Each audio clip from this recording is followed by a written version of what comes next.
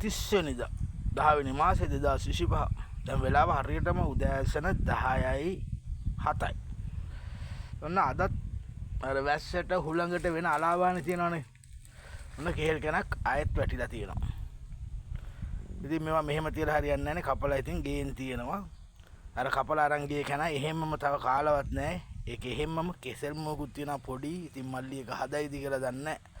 අපි ඔක්කොම ගෙදරින් ගිහින් තියමු බලන්න.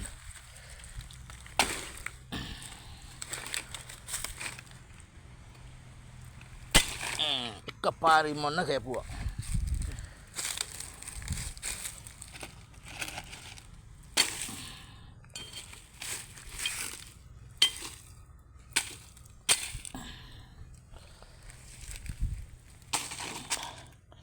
එහෙල් මුවේ නම් එච්චර සාර්ථක නෑ වගේ. එහෙල් මුව ඔව් එච්චර සාර්ථක නෑ. ඒක පොඩි වැඩක් නෑ. හොඳයි ඉතින් තව දෙයක් කපලා ගත්තා නම් ගෙදරින් වත්තේ. අපි බලමු එකක් ගිහින් තියමුකෝ.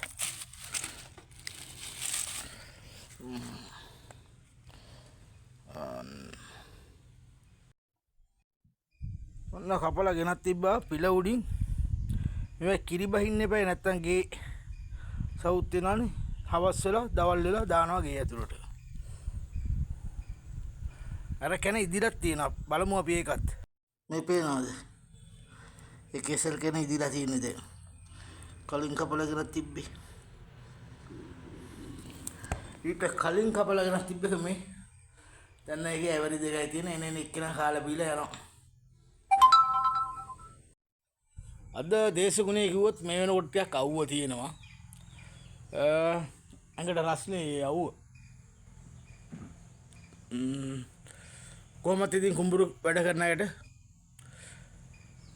අද දවසේ වැඩ කරගන්න පුළුවන්. මම හිතන්නේ ඉතින් හවස් වෙනකොට වහිද කියලා කියන්න බෑ.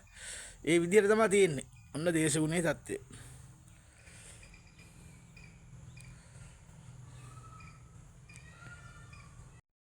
ඔන්න මමත් කන්න කියලා කෙසෙල් ගෙඩියක් උදෙන්ම. මොකද ඉතින් නිකන් තියලා වැඩකුත් නැහැනේ.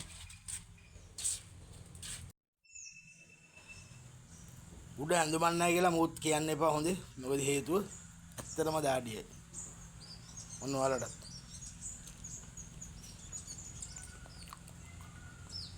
ඇත්තටම දාඩියයි.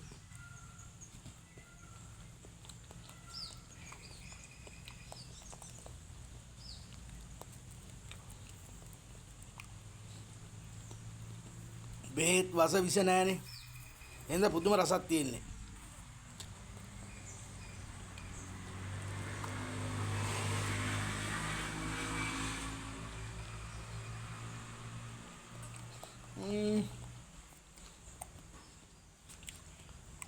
හරියනම් හැමදාම කියන වගේ මගේ දේවල් බල්ලා කරලා ලයික් කමෙන්ට්ස් කරන TikTok FB YouTube මගේ යාළුවෝ එළියන් හදවතින්ම දීර්ඝාසේවා. මම තාම මූණ හදවුවේ නැහැ. උදේ නැගිටලා මේ පත්තර ටික ඇහුවා. හිරු සුවන්න වාහිනිය දෙරණ ඔයගේ පත්තරේ අහලා තමයි මේ පටන් ගත්තේ. පත්තර වල විස්තර කියනවා නම් බීලුණු ප්‍රශ්නයක් තමයි තියෙන්නේ රටේ. අපිට අවුරුදු 64ක් වෙනවා. දැන් තමයි බීලුණු මනින්නේ. දසෙමෙට. අනේ නන්නේ මොනවා තේරෙන්නේ නැහැ. ඉතින් ඔය බලන් ඉන්නවා මොකද වෙන්නේ කියලා. බීලුණු ගෙඩිය මැන හිටියාම හරියයි මිනිස්සුන්ට. වා කරන්න පුළුවන් වැඩ නෙවෙයි ඉතින්. අපි දැන් අපේ දැනුම අනුව. කමන්න ඒත් ඉතින් ඇමතිවරුන්ගේ තියෙන මොලේ තියෙන විදිහනේ පාවිච්චි කරන්නේ. අපි බලමු බීලුණු ගෙඩිය මැනලා ගෙඩිය යටට බෑග් හදන තාලේ. කොයි වෙලේ හරි ඒක සාර්ථක වේවි කියලා අපි බලන්නේ. හරි එහෙනම් හැමදාම ආදරෙන් ඔයාලගෙන් සමුගන්නවා. අනුරාධපුර 6 ඇලේ සිට ඔයාලට දීර්ඝායුෂ වේවා. ආදරේ මගේ දේවල් වලට ලයික් කමෙන්ට්ස් කරන ඔබ හැම දිනාටම. ගෑනු පිරිමි මල් පළතුරු හැමෝටම.